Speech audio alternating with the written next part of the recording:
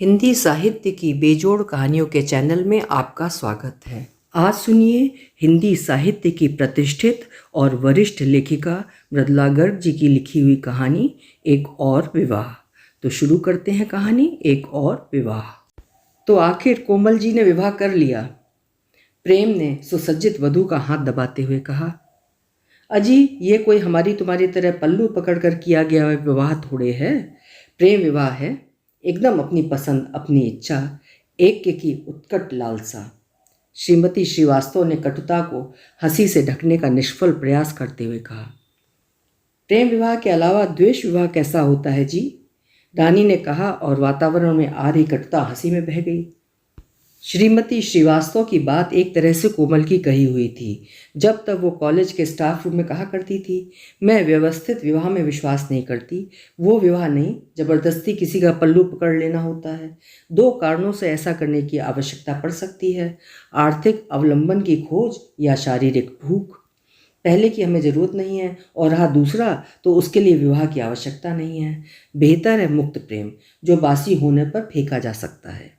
विवाह तब करना चाहिए जब पुरुष को उसके बिना सब अर्थहीन मालूम पड़े और स्त्री उसके बिना भी पूर्ण समर्पण को व्यग्र हो, तभी वास्तविक ऐक्य हो सकता है। चार बहनों के परिवार में कोमल बुद्धिजीवी मानी जाती थी। पिता बुद्धिजीवी थे ही और एक कंपनी के मालिक। नौकर चाकर गाड़ी बंगला लेकर पुत्र के अभाव में पुत्रियों को उच्च शिक्षा और स्वतंत्र विचार देने में जुटे थे। सब बहनों में कोमल पढ़ने लिखने में तेज थी। स्कूल कॉलेज में हमेशा प्रथम आती रही। साथ ही नाटक व्याख्यान विचार गोष्ठी आदि में आगे रहकर उसने राजनीति शास्त्र में पीएचडी कर डाला। अपने विचारों को बिना हिचक स्पष्ट कह देना उसका व्रत था। बुद्धिजीवी होने के नाते उसके विवाह की चिंता माँ बाप को नहीं थी। उनका ख्याल था उसे विवाह में रुचि नहीं होगी। बड़ी और छोटी बहन का सुपात्र देखकर यथा समय विवाह हो गया। कोमल दिल्ली के कॉलेज में लेक्चरर हो गई। पढ़ने लिखने और तर्क करने में समय बिताने लगी। देखने में कोमल एक सरस प्रेयसी नारी थी। दुबली पतली देह, गेहुआ रंग, साधारण नाक नक्श पर बड़ी बड़ी रसीली आंखें और भावप्रवण वाणी। लगता अगर ये अपनी आंखों से व्यंग का आवरण हटाकर किसी पुरुष पर टिका दे तो चारों ओर का वातावरण स्वरभिबन लुप्त हो जाए। ऐसा ही मधुमास उसकी वाणी में छिपा था, पर सुनने को मिलती थी वही हल्के व्यंग से लिप्त तर्क से बोझिल बातें। एक दिन उसने ये जरूर कहा था, जीवन में हमें सेक्स से ज़्यादा रोमांस की खोज होती है और व्यवस्थित विवाह का अर्थ है रोमांस को तिलांजलि। इस पर रानी ने कहा था, विवाह सभी व्यवस्थित होते हैं, यहाँ बाहरी सज्जा को परख कर और वहाँ मतलब पश्चिम में बाहरी सज्जा में बहकर। सच्चा प्रेम होने से उसे विवाह की अग्नि परीक्षा में न डाला जाए तो अच्छा है। जहाँ तक अपना सवाल है, मुझे बच्चे चाहिए। बिना विवाह के मिल जाए तो बहुत खूब, वरना विवाह करना ही पड़ेगा। रानी चंचल, आत्मनिर्भर और स्पष्टवादी लड़की थी। पिता थे नहीं, वही माँ और छोटे भाई बहनों का पोषण कर रही थी, इसलिए 27 वर्ष होने पर भी विवाह नहीं कर पाई थी। उसका विशेष गुण था हंसना, औरों पर और अपने पर। उसकी बात सुन कोमल मुस्कुरा दी थी। वो बर्ट्रैंड रसेल से सहमत थी कि मातृत्व की भूख स्वतंत्र व्यक्तित्व की स्त्रियों को नहीं होती, कम से कम अनिवार्य रूप से नहीं। अब कोमल दुल्हन बनी बैठी है और बारात के आने का इंतजार कर रही है। उसने सुना रानी कह रही है, जो हीरे की अंगूठी उंगली पर चमक रही है मदन जी का उपहार है। भेंट कहाँ हुई? प्रेम ने पूछा। किसी काम से इनके पिताजी के पास आए थे। कोमल जी वहाँ विराजमान थी। बस जो आपस में छिड़ी काम धाम भूल गए। 8 वर्ष अमेरिका रहकर आए हैं। पहले सकुचाए कि भारतीय महिला से कैसे पेश आया जाए। फिर एक दिन रास्ते में भेंट हो गई। कोमल जी ने चाय पीने का सुझाव रख दिया। फिर क्या था, लगूना में बैठकर दिल की कह गए और अगले दिन अंगूठी लेकर हाजिर कि हाँ कहो वरना यहीं बैठा हूँ। फंस गई कोमल जी। बात एक तरह से कोमल की कही हुई थी, भाषा रानी की जरूर थी। हाँ, अंगूठी कोमल ने स्वयं खरीदी थी। जब उसकी सबसे छोटी बहन की शादी की बातचीत चली तो माँ ने कहा, एक बार कोमल से भी पूछ लेना चाहिए, 26 पार कर चुकी है। सचमुच कोमल 26 पार कर चुकी थी। रोमांस की प्रतीक्षा बनी हुई थी। तब तक न वो किसी पुरुष की ओर आकर्षित हुई थी, न कोई पुरुष उसकी ओर। क्षणिक रूप से हुए होंगे, पर चिंगारी भड़क नहीं पाई। अब माँ की नज़र में सुपात्र जुट गया था। कोमल से उन्होंने कहा, लड़का 8 साल अमेरिका रहकर आया है, न्यूक्लियर फिजिसिस्ट है, ट्रॉम्बे में काम कर रहा है, शायद वापस अमेरिका चला जाए, स्वतंत्र विचारों का है, मिलने में क्या आपत्ति है। फिर कुछ सकुचा कर यह भी जोड़ा था, सुंदर है, लंबा चौड़ा। कोमल ने कह दिया था, ठीक है, ये सर्कस भी हो जाए। पहली बार उस 30 वर्षीय सुंदर युवक से घर पर भेंट हुई। मदन वाकई आकर्षक था। आकर्षण था पौरुष का, साफ त्वचा, चौड़ा माथा, कांतिमय नेत्र, ठोड़ी के बीच गदगदा, सजी संवरी मूछें, भारी काले चमकदार केश और ऊंचा भरा पूरा शरीर। चौड़े माथे पर संवरे भारी केश चेहरे को लावण्य दे रहे थे। सूट के नीचे उसकी मांसपेशियां रह रहकर फड़क उठती थीं।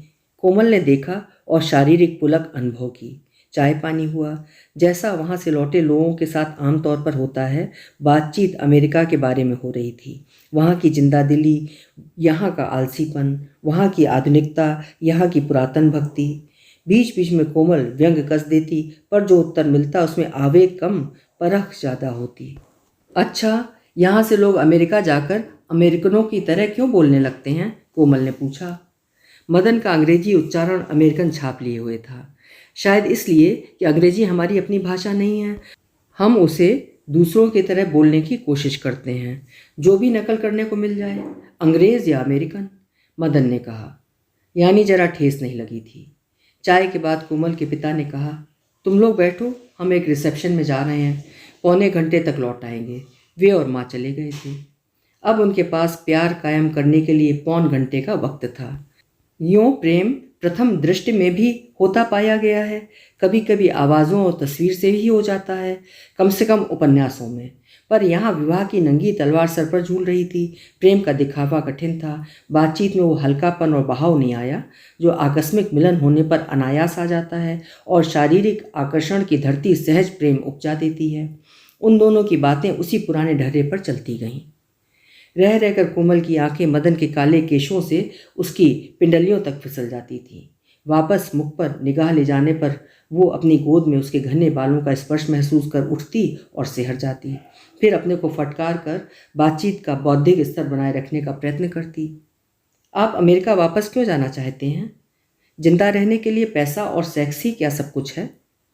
जिंदा रहने लायक यहाँ भी मिल जाता है, पर आपको कुछ अधिक चाहिए। वो मुस्कुराकर रह गया। चलो, कम से कम दिखावा नहीं करता। फिर कोमल ने एक दिलचस्प किस्सा सुनाया।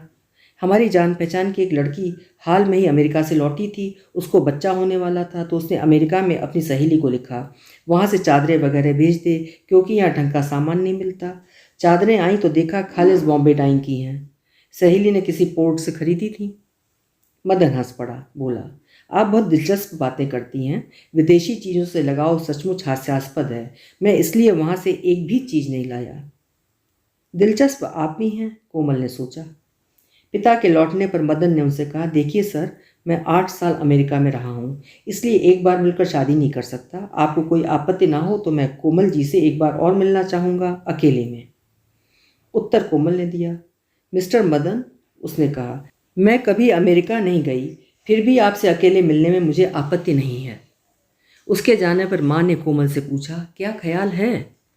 मौसम को देखते हुए मच्छर अच्छा है, कोमल ने कहा और हंस दी। दूसरी भेंट या कहना चाहिए इंटरव्यू लगूना रेस्तरां में हुआ। मदन प्रश्न करता रहा, कोमल उत्तर देती रही। आपको अमेरिका जाने या रहने में आपत्ति है क्या? कल आपकी बातचीत से लगा, मदन ने कहा। मुझे कहीं भी जाने या रहने में आपत्ति नहीं है। वैसे जाना जरूरी नहीं है, आप जैसा चाहें वैसा ही करूँगी, बिल्कुल। विवाह के बाद आप काम करना चाहेंगी? किस किस्म का काम? मेरा मतलब नौकरी। पैसों के लिए या बिना पैसों के? क्या मतलब? बिना पैसा पाए नौकरी तो सभी विवाहित स्त्रियां करती हैं। मैं कहना चाहता था, मुझे आपत्ति नहीं है। शुक्रिया। 1-1.5 घंटे बाद मदन ने कहा, ठीक है, आपको कष्ट दिया, क्षमा कीजिएगा। मैं आपके पिताजी से कह देता हूँ, मुझे स्वीकार है। जी, क्या स्वीकार है? आप जानती तो हैं, कुछ सकुचाकर मदन ने कहा। मुझसे विवाह, यही ना? जी। क्यों स्वीकार है? जी, मुझसे विवाह क्यों कीजिएगा, पता तो चले। जी, आप सुंदर हैं, शिक्षित हैं, आधुनिक विचारों की हैं। पहली बार में ही आपके लिए मेरी राय ऊंची बनी थी। आप तो ऐसे कह रहे हैं जैसे मैं किसी कंपनी का शेयर हूँ। बुरा मान गई? मैंने आपसे दोबारा मिलने के लिए आपका अपमान करने की गर्ज से नहीं कहा, सच मानिए। मैं आपसे विवाह करना चाहती हूँ या नहीं, ये जानने की आप ज़रूरत नहीं समझते? आपके पिताजी कह चुके हैं आपको कोई आपत्ति नहीं है। मदन ने कुछ दुखित स्वर में कहा। हो तो कहिए। आपत्ति तो बहुत है, उसने सोचा। मैं इस तरह 2 बार मिलकर किसी से विवाह नहीं कर सकती। विवाह इसलिए नहीं किया जाता कि पात्र में कोई खराबी नहीं है।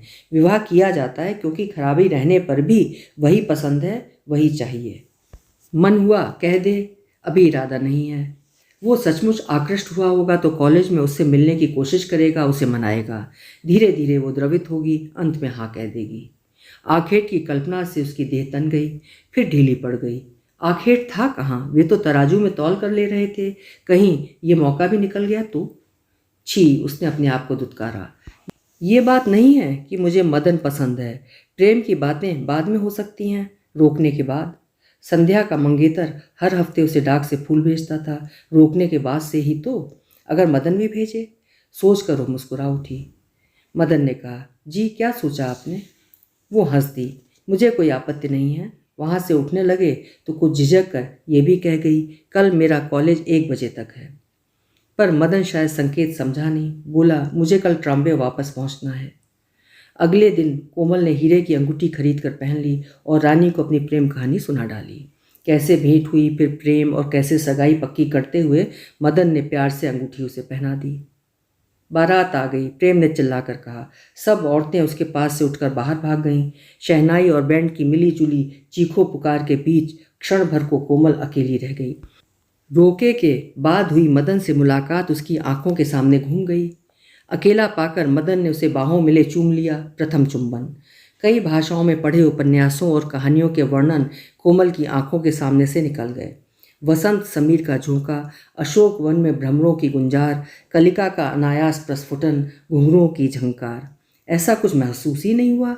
बस इच्छा हुई कि जोड़ लगाकर उसे परे ढकेल दे। उसने हाथों से मुंह ढांप लिया।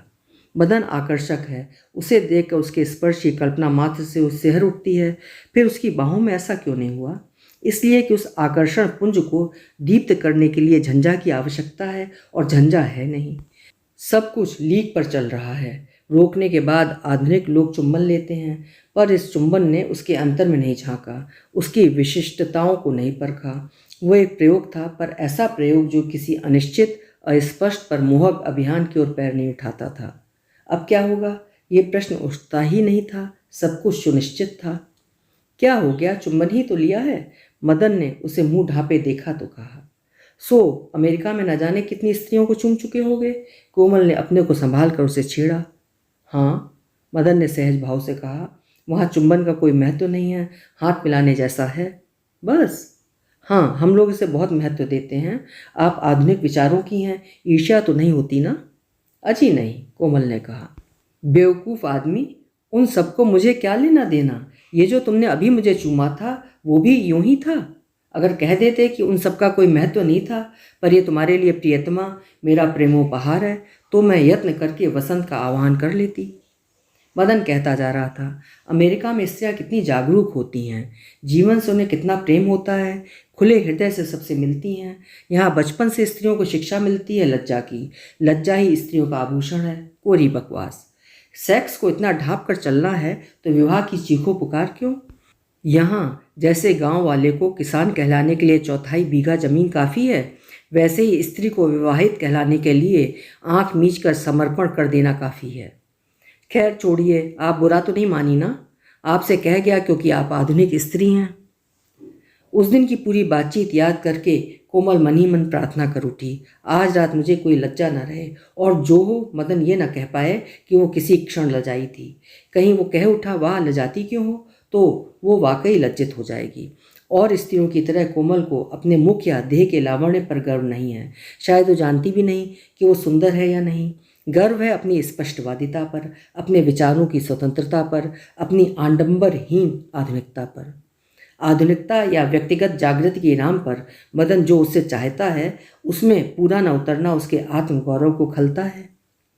कोमल ने बहुत प्रतीक्षा की थी, शायद किसी क्षण मदन कह बैठे, मुझे तुमसे प्रेम है। पर मदन स्पष्टवादी और सत्यवादी किस्म का जीव था, झूठ बोल नहीं पाया होगा। एक दिन इंडिया गेट पर घूमते घूमते लगा था, बस कहने वाला है। वो उसे अपने एक पुराने प्रेम अनुभव की कहानी सुना रहा था। अमेरिका में उसे एक स्त्री से प्रेम था, पर वो विवाहित थी और पति को त्यागने के लिए तैयार नहीं थी। बात खत्म करके उसने कहा, खैर अब जो बात बीत गई, मैं नहीं चाहता पति पत्नी के बीच कुछ गोपनीय रहे, इसलिए आपसे कहा। वो स्त्री अमेरिकन थी? कोमल ने पूछा था। नहीं, भारतीय। मालूम नहीं क्यों इससे कोमल को अधिक दुख हुआ। एक ही स्त्री से प्रेम किया है आपने? उसने पूछा। हाँ। फिर किसी से नहीं? नहीं। उससे पहले भी नहीं, बाद में भी नहीं? नहीं। कोमल चुप हो गई। कितना प्रयत्न किया था उसने कि वो कह दे उसके बाद अब तुमसे किया है, पर उसने नहीं कहा। कोमल हाथ में वरमाला लिए दूल्हे के सामने खड़ी थी। तभी पीछे से किसी ने कहा, दूल्हा है सुंदर। कोमल मुस्कुरा दी। उसने अपनी नज़रें मदन के चेहरे पर टिका दी। सचमुच किस कदर सुंदर है मेरा मदन। उसने आंखें बंद कर लीं और मन ही मन दोहराया, मैं मदन से प्रेम करती हूँ, अतिशय प्रेम, अमर अटूट अखंड प्रेम। बार बार दोहराकर बुद्धि और आत्मबल के जोर से कोई भी बात सच की जा सकती है, ऐसा सभी बुद्धिजीवियों का विश्वास होता है। फेरों पर जाने से पहले रानी उसका श्रृंगार दोबारा संवार गई। बस 20 बरस, उसने कहा। क्या? कोमल ने पूछा। तुम्हारी उम्र इससे अधिक नहीं लग रही। विश्वास योग बात न होने पर भी सुनने में भला लगा। अग्नि के समक्ष बैठकर कोमल ने उन सब विचारों को झटके से अलग कर दिया। आंख के कोने से वो मदन को निरखती परखती रही। देखे उसके भारी काले केश, याद आई अपनी हथेली पर उसके स्पर्श की सिरहन, जो उस दिन चुंबन के समय क्षण भर को महसूस होकर लुप्त हो गई थी। देखे उसके होंठ, उसकी मूछें। कहीं पढ़ा था इटली के लोग कहते हैं दाढ़ी के बिना चुंबन ऐसा है जैसे नमक के बिना अंडा। वो मुस्कुरा दी। और मूछों के रहते? याद नहीं आया कैसा लगा था उस दिन। शायद वो बहुत हकबका गई थी। अब की बार ठीक होगा। मदन हाथ बढ़ाकर आग में घी दे रहा था। सूट के नीचे उसके कंधे की मांसपेशियां तनी थीं। कोमल का मन हुआ छू कर देखे। उसकी आंखें फिसल कर उसकी पिंडलियों पर आ गईं। उसने अपने को नहीं फटकारा। यह पुरुष, यह आलोकित ज्योतिपुंज, आज रात झंझा होगी ही। अच्छा हुआ उसने मदन से अपने प्रेम का औरों को विश्वास दिलाया और स्वयं भी विश्वास करने का प्रयत्न किया। आज उसका प्रयास सफल हो गया। उसने ढेर सारा घी आग में डाल दिया। लपटें भग से ऊपर उठ गईं। मदन चौंक कर पीछे हट गया। आज रात, कोमल सोचती गई, आज रात शारीरिक मिलन के बाद हृदय का मिलन। यही होता है, मिलन की चाह में प्रेम या मिलन के बाद प्रेम। बस मुझे लज्जा ना रहे। यह एक प्रयोग है, एक और प्रयोग। शुभ विवाह निर्विघ्न समाप्त हो गया। असंकुचित सुहागरात भी बीत गई। पर जब अगली सुबह मदन ने कहा, वाह तुम तो अमेरिकन स्त्रियों को मात करती हो, तो कोमल को तनिक सुख नहीं मिला। प्रयोग बखूबी पूरा हुआ था। उस पर गर्व तो किया जा सकता था, परितोष की आशा नहीं। अभी आप सुन रहे थे मृदला गर्ग जी की लिखी हुई कहानी एक और विवाह। ये कहानी सन 1978 में प्रकाशित हुई थी। कल मिलेंगे फिर किसी उम्दा कहानी के साथ। आपका समय शुभ हो।